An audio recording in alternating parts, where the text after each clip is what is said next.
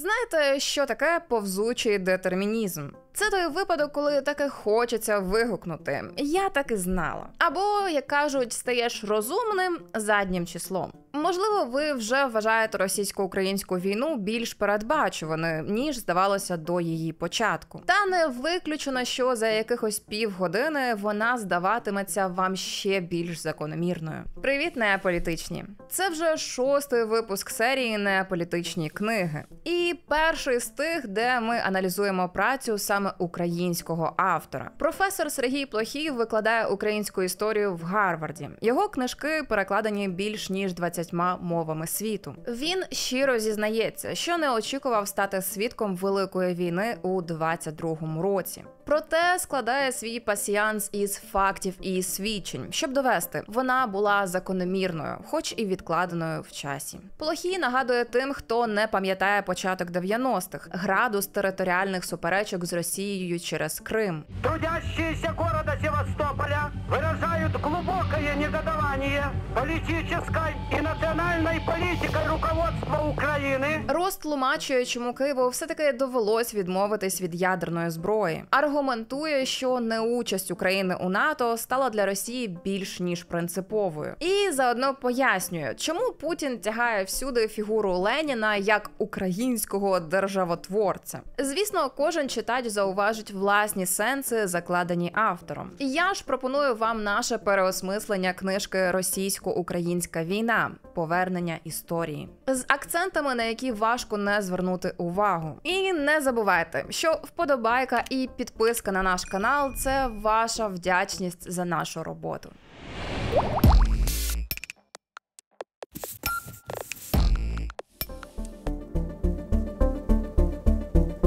Автор «Великої шахівниці» Збігнєв Бжезінський, яку ми теж цікавістю читали, колись казав: «Без України Росія перестає бути імперією». Але з Україною, підпорядкованою, а тоді і підкореною, Росія стає імперією автоматично. Цю думку цитує і автор «Повернення історії», надаючи їй сакрального смислу. Його основний аргумент – російсько-українська війна – ніщо інше, як старомодна імперська війна, яку ведуть російські еліти, що вважають себе за спадкоємців великодержавних експансіоністських традицій. І її коріння таки варто шукати в загибелі Російської імперії у 19 та 20 століттях. Адже територіальні суперечки – типова риса імперського розпаду, і падіння СРСР не стало винятком. Хоча здавалося саме ним. Неодноразово коментуючи свої висновки, історик зауважує: крах імперії завжди був тривалішим, ніж раптовий і тотальний розпад СРСР, та, як правило, більш кривавим.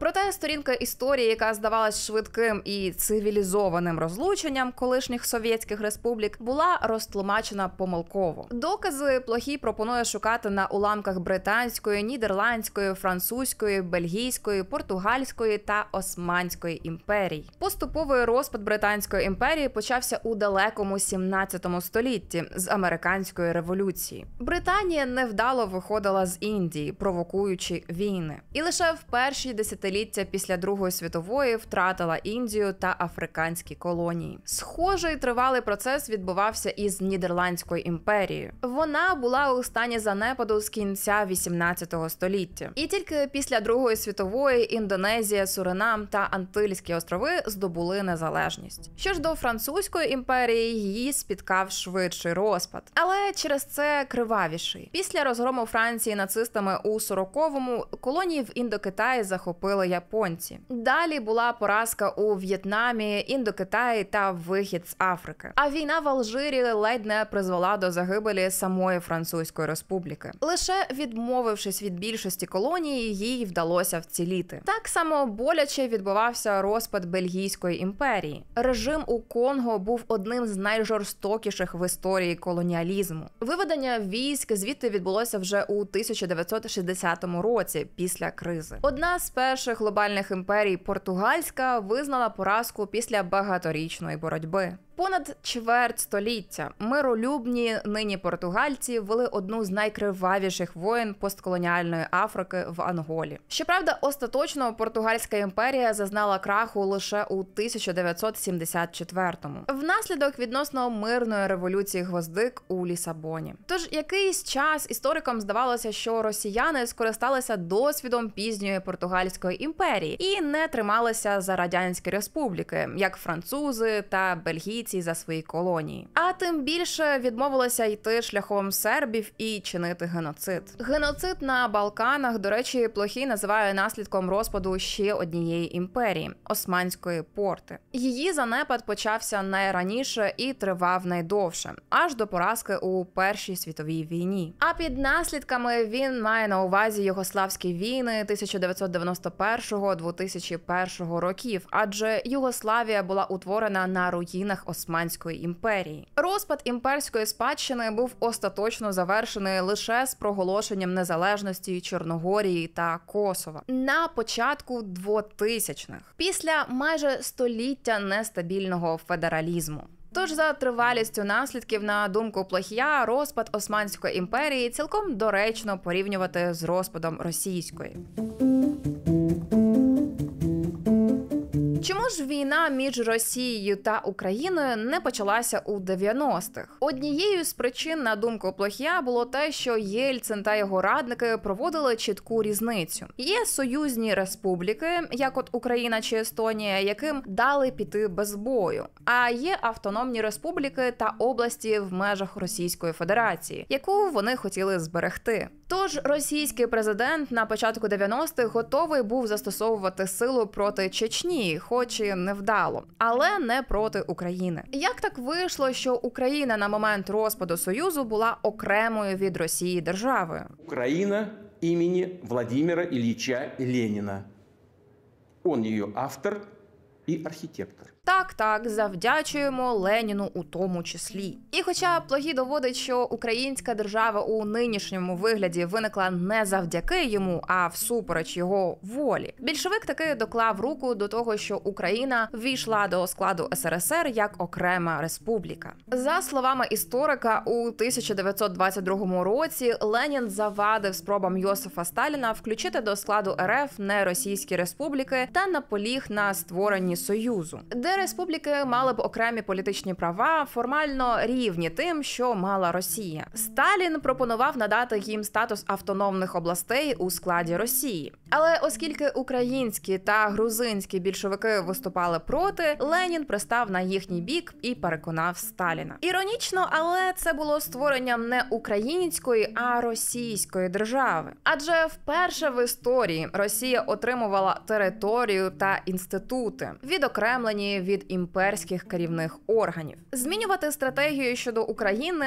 Леніну довелося тому, що українська національна свідомість на той момент була дуже розвиненою. Після падіння гетьманату Скоропадського навіть українські більшовики вимагали статусу рівного російському. У Москві українців визнавали окремою національністю, як і білорусів, а не племенем єдиної всеросійської нації, як це було за царських часів. Ба більше, формально визнали незалежність маріонеткової радянської української держави. Всю імперську виставу Московії з одержимістю Києвом та короткими антрактами, яка розгорталася до більшовицького періоду, переповідати не буду. Проте раджу вам таки ознайомитися з першоджерелом. Тим більше для когось із наших глядачів ми традиційно маємо сертифікат від книгарні Сенс. Аби претендувати на нього, достатньо залишити осмислений коментар під цим відео. Та повертаючись, власне, до початку 90-х та напрочуд мирного перебігу подій. На думку Плохія, роль України у цьому складно переоцінити. Горбачовський план реформованого Союзу і навіть скромніший план Єльцина щодо конфедерації республік під контролем Росії стали неможливими. Адже українці показали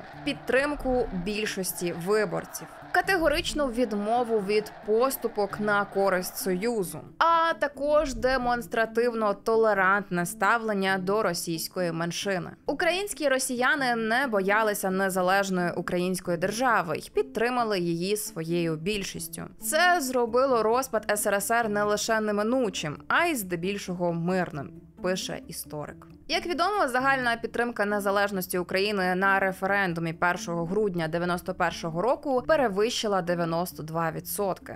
Крим був єдиним регіоном України, де етнічні росіяни становили більшість. Звідти надійшла найменша підтримка української незалежності. Та менше з тим, її підтримувала невпевнена, але все ж таки більшість – 54%. Слава Україні! Героям слава! А чого це ви, куме, з прапором?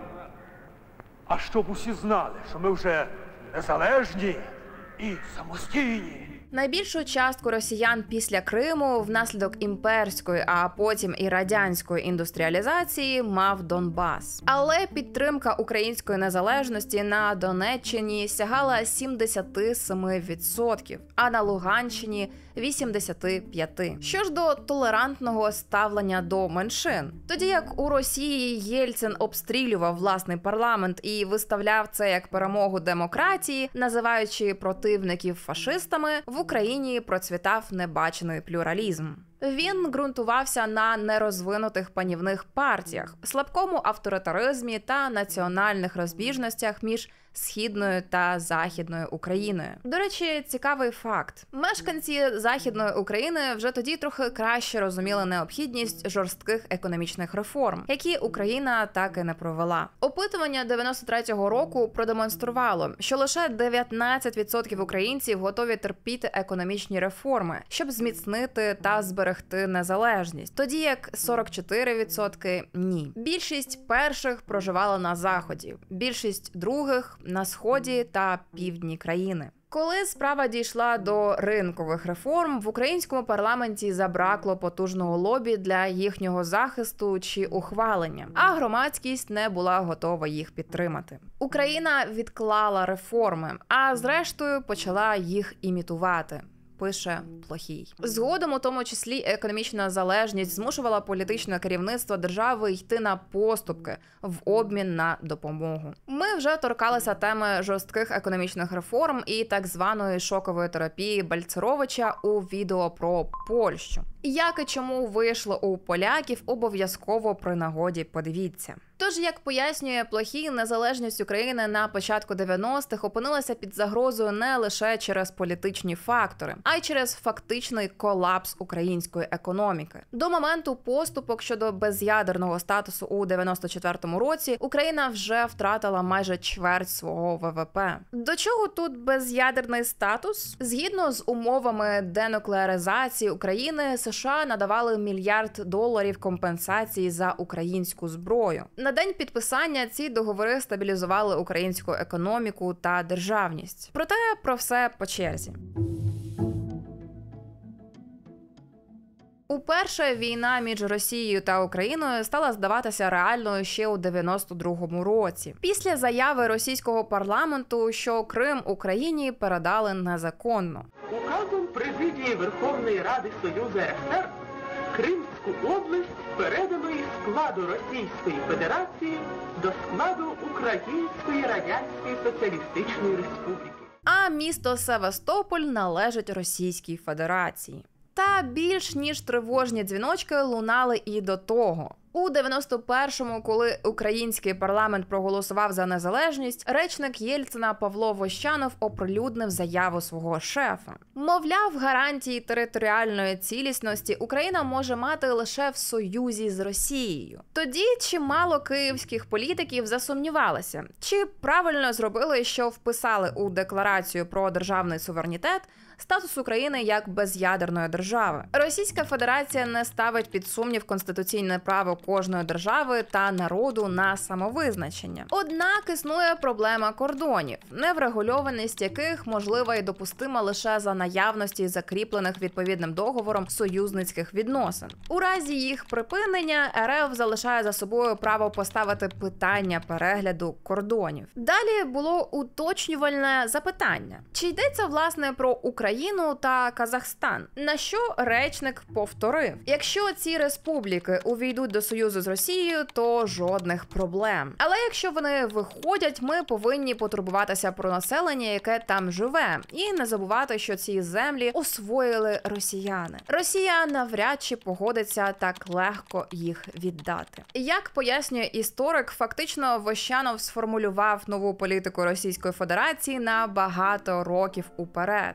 Хоча після протесту від Києва та Алмати Єльцину довелося відмежуватися від слів помічника та заявити, що той озвучив власні погляди. Пізніше Вощанов згадував, що на той час російське керівництво турбували Крим і Донбас. Крим, на думку Плохія, був найбільш уразливим регіоном. І через слабку позицію населення щодо незалежності, і тому, що багато хто в Росії, від демократів до комуністів та націоналістів, вважав, що Росія має на півострів історичне право та мусить його повернути. Паралельно із цим Росія прагнула якнайскоріше перемістити українську ядерну зброю на свою територію. Вона хоч і перебувала фізично в Україні, проте вплив Києва був досить умовний. Коди, необхідні для запуску ракет, були в руках Москви. Та все одно для України сценарій передачі зброї росіянам був неприйнятний. Передусім через їхні територіальні претензії. І російський парламент, і віце-президент Єльцина Руцький наполягали: передачу Україні Криму 1954 року потрібно скасувати. Натомість Єльцин пристав на план свого першого посла у США Лукіна – використати питання суверенітету Криму, щоб підірвати позицію України на переговорах щодо майбутнього Чорноморського флоту.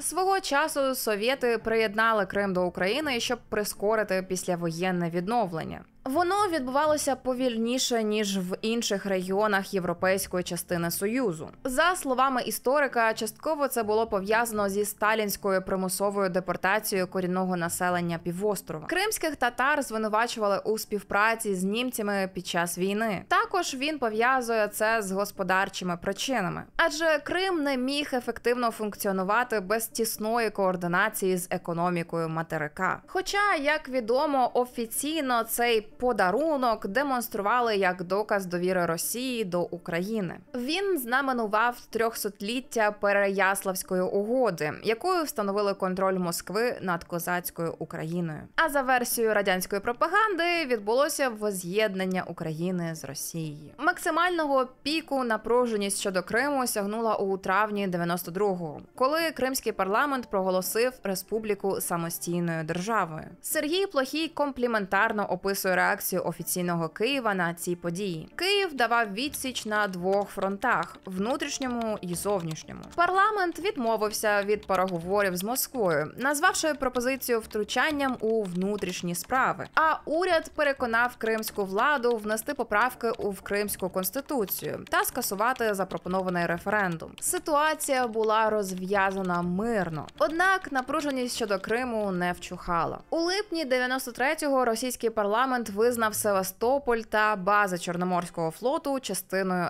РФ. На що Єльцин сказав, що йому соромно за таке рішення. І додав: не починати ж нам війну з Україною. Увесь цей шторм невизначеності після розпаду СРСР призвів до того, що в 94-му у півострова навіть з'явився власний президент – Юрій Мєшков. Він повернув до порядку денного питання кримської незалежності, запропонувавши новий референдум. І знову конфлікту вдалося уникнути завдяки українській толерантності. Кримська криза була розв'язана завдяки напрочуд ефективному функціонуванню української демократії. Зміна президента в Києві після виборів 94-го року призвела до появи популярного серед кримських виборців кандидата. Леонід Кучма отримав 90% голосів у Криму та 92 у Севастополі. Він запевнив етнічних росіян на півострові, що їхні мовні та культурні права будуть захищені центральним урядом. Київ досяг неформальної угоди з кримськими парламентарями, які скасували посаду президента Криму і погодилися привести свою конституцію та закони у відповідність до українських. Я побачив, що фактично майже з початку 90-х років все-таки провідна лінія будь-яких президентів, будь-яких керівників Міністерства закордонних справ було відстоювання, наскільки вони могли, інтересів України. Фактично, це історія до Януковича. На той момент питання позбавлення України ядерної зброї вже було вирішене. Вашингтон тис на Київ, адже боявся можливості повторення югославського сценарію в СРСР, або навіть сценарію Югославії з ядерною зброєю. Хоча були і пророки в американському суспільстві. Плохій наводить слова політолога, якого сьогодні в Україні вважають людиною, яка підіграє Кремлю, професора Чикагського університету Джона Міршаймера. Після перших місяців президентства Клінтона він стверджував, що Україну варто заохочувати зберегти ядерну зброю, а не змушувати відмовлятися від неї. На його думку, це був найефективніший спосіб запобігти російсько-українській війні. Саму потенційну війну він характеризував як катастрофу, здатну призвести до повторного завоювання України та підірвати перспективи миру у всій Європі. Та повернімося до оцінок Сергія Плохія та подій початку 90-х. До кінця 93-го року Вашингтон і Київ досягли принципової згоди щодо умов денуклеаризації України. $1 мільярд компенсації. Постачання українським атомним станціям пального, виробленого з колишніх українських боєголовок, а також гарантії територіальної цілісності. Немножко текст по-дебільному написан. Підписуючи угоди, в Україні розуміли хиткість свого становища, стверджує Плохій, аргументуючи це тодішніми словами Кучми. Якщо завтра Росія ввійде до Криму, ніхто бровою не поведе. Згодом Кучма та Єльцин підписали договір про дружбу, за яким Росія визнавала територіальну цілісність України в її пострадянських кордонах. Правда, ратифікувати його Росія не могла цілих 2 роки. Настільки в тамтешньому парламенті мучилися фантомними болями через Крим. Це при тому, що за договором Київ передав Москві більшу частину військово-морського флоту, зберігши за собою лише 18% кораблів, і надавав Севастопольську військово-морську базу в оренду Росії. Як стверджує історик, на той час для Києва в переговорах з Росією це був чи не єдиний прийнятний варіант. Без'ядерний статус став найнадійнішим способом забезпечити незалежність України, щоб її визнала міжнародна спільнота. До речі, цікаво, чи згодні ви з такою тезою? Якщо ні, буде особливо цікаво почитати в коментарях ваші аргументи, як Україна могла цього уникнути. Ну а на думку Плохія, пішовши на поступки, Київ ситуативно запобіг страшним подіям у 90-х. Та коли з нашої території вивезли останню ядерну боєголовку, українські політики, розуміючи небезпеку, почали шукати альтернативу ядерній зброї. І цією альтернативою було НАТО. Те, що Путін був послідовний у своєму небажанні розширення кордонів НАТО, не підлягає сумніву. Інше питання, що причиною такої позиції від самого початку, схоже, були його наміри перекроїти території. Плохій зауважує, що вже у 2009 році Путін публічно захоплювався Солженіциним, Денікіним та людьми з дотичними поглядами. Солженіцин, для розуміння, виступав за анексію Східної та Південної України, стверджуючи, зокрема, що Крим, Донбас, Херсон, Мелітополь і Одеса до Леніна Україною не були. Про маніакальність Путіна у цьому питанні свідчать і слова такого собі архимандрита Тихона, який за чутками був тоді його духівником. Мовляв, російський президент особисто заплатив за надгробки Денікіних, Ільїна та Шмельова. А в лютому 2008 року, коли Україна подавала заявку на ПДЧ в НАТО, Путін начебто пропонував полякам повернути собі українські території, які їм раніше належали. Принаймні, щось схоже говорив журналістам екс-міністр закордонних справ Радослав Сікорський. Справді, поляка цитувала Політіко у своїй статті. Щоправда, наступного дня він заявляв, що його слова були неправильно розтлумачені. Що б це не означало. Пізніше, у квітні 2014-го, Путін почав публічно визначати території Новоросії. В межах української Харківської, Луганської, Донецької, Херсонської, Миколаївської та Одеської областей. Це все території, які були передані у 1920-х роках Україні радянським урядом, заявляв Путін. Він стверджував, що їхнє заселення відбувалося після перемог Потьомкіна і Катерини у війнах. Але це географічне визначення було без перебільшення антиісторичне, пише Плохій. Адже провінція 18 століття обмежувалась причорноморськими степами і не сягала Харкова, Луганська чи Донецька. І ще одне цікаве спостереження від автора. Ті, хто прийшли на незаконні референдуми на Донбасі, марили не путінською Новоросією, а двома окремими так званими народними республіками. Їхня ідея зародилася не в імперські часи, а під час нетривалого існування Донецько-Криворізької республіки, яку контролювали більшовики під час Російської революції. Тож, як пояснює Плохій, радянська міфологія мала значно сильніший відгук у місцевого населення, аніж путінська одержимість імперією.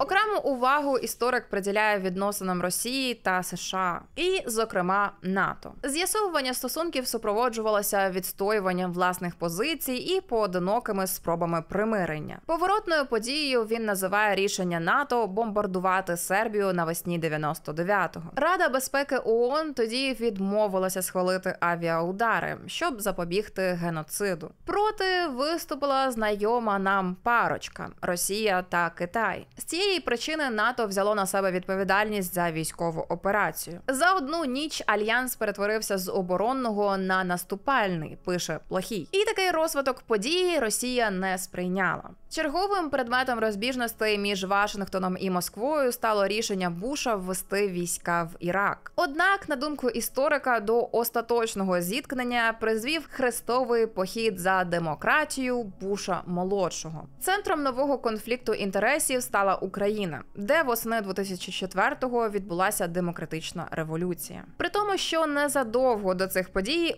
Путін навіть домігся, щоб з української військової доктрини прибрали мету вступити до НАТО. Це вдалося йому завдяки так званому Кучма-гейту.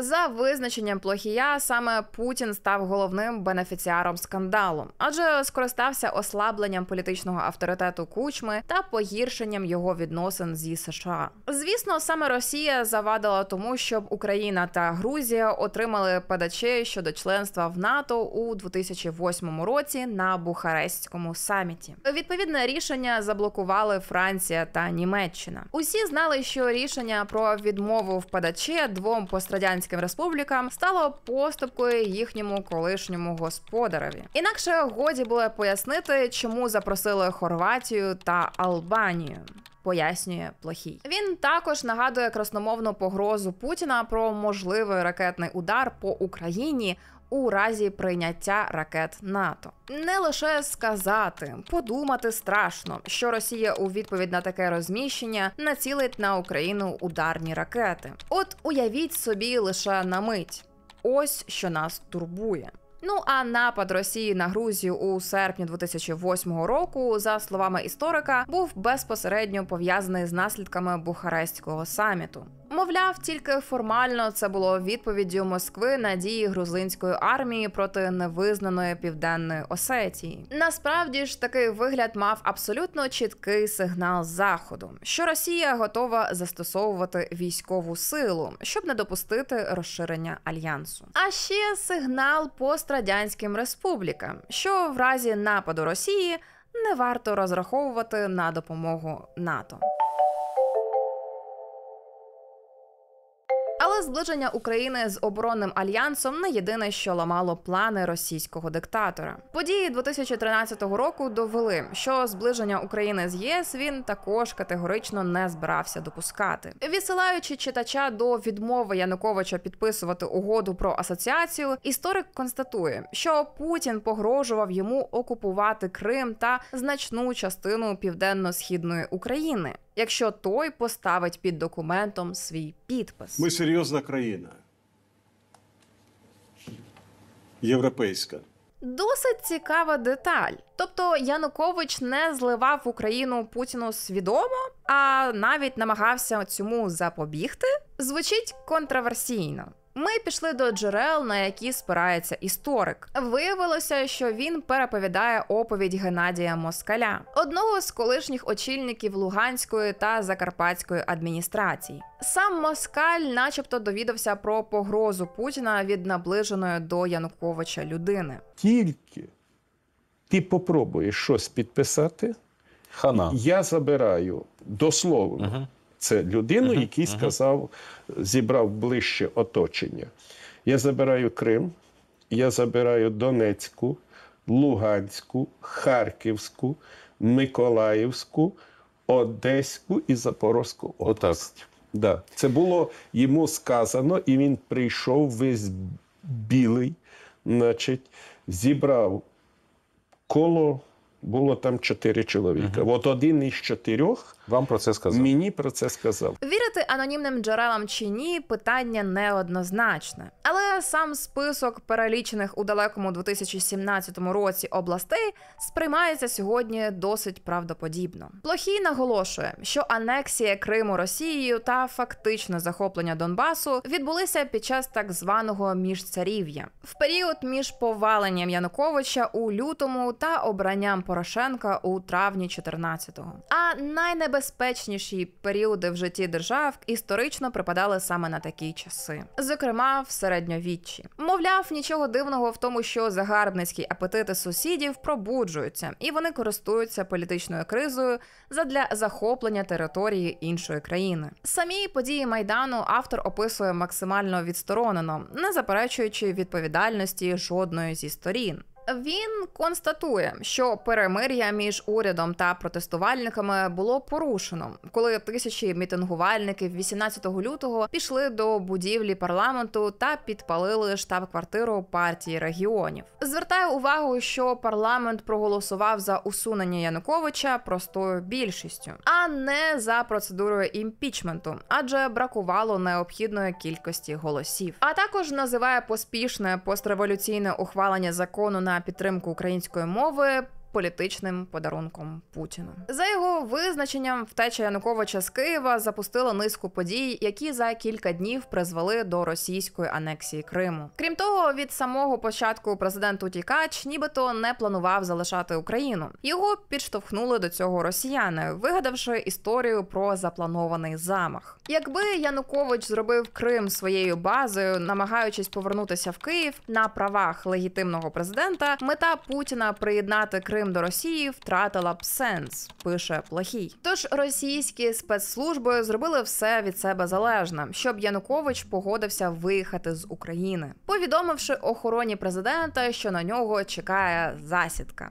Теза про те, що українці планували замах на Януковича, і справді лунала від рупорів Кремля. Історик нагадує, що українські спецслужби в той час були дезорганізовані, а отже навряд чи могли планувати подібний злочин. Після опису операції, яку провернув колишній кадебіст із захоплення Криму, Плохій нагадує слова Путіна, які беззаперечно свідчили про військовий злочин. Нехай хтось із військовослужбовців спробує стріляти у своїх людей, за якими стоятимемо ми. Не спереду, а ззаду. Нехай спробує стріляти в жінок і дітей. Готуватися до нової війни з Україною, за словами Плохія, Путін, ймовірно, почав після паризької зустрічі з Зеленським у грудні 19-го року. Він почувався зрадженим своїми помічниками, особливо Владиславом Сурковим, який обіцяв йому, що Зеленський прийме російські умови. Нагадаю, російськими умовами була послідовність. Спочатку вибори, контрольовані окупантами,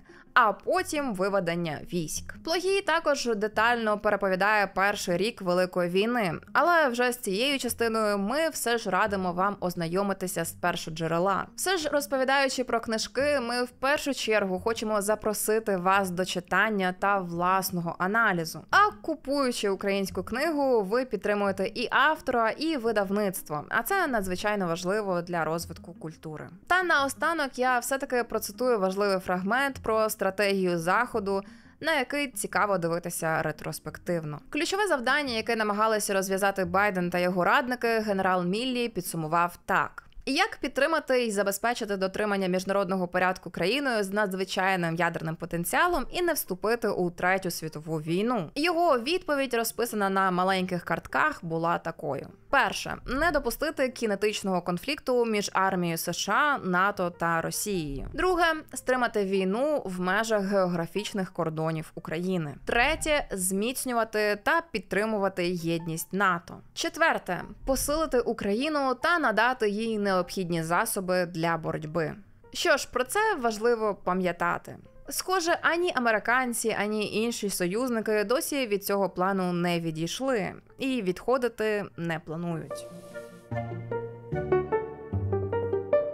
Війна змінює уявлення про минуле. З цією тезою Сергія Плохія важко не погодитися. Хоч історію України та Росії професор Гарварду вивчає упродовж усього наукового життя, йому довелося доповнювати картину новими дослідженнями, щоб цей пазл таки зібрався воєдино. На жаль, це наводить на роздуми, що історія наука не зовсім точна. І з часом якісь події знову змусять нас перезбирати цей конструктор та формувати нову структуру уявлень про минуле. Безкровний розпад СРСР, який здавався винятком з правил розпаду імперії, виявився одним з найкривавіших, але відкладеним в часі. Головною конфліктною точкою Крим став далеко не в 2014 році, залишаючись нею з моменту проголошення Україною незалежності. А Путін відкрито демонстрував свої наміри чи не упродовж усього свого царювання. Ми просто воліли не помічати знаків.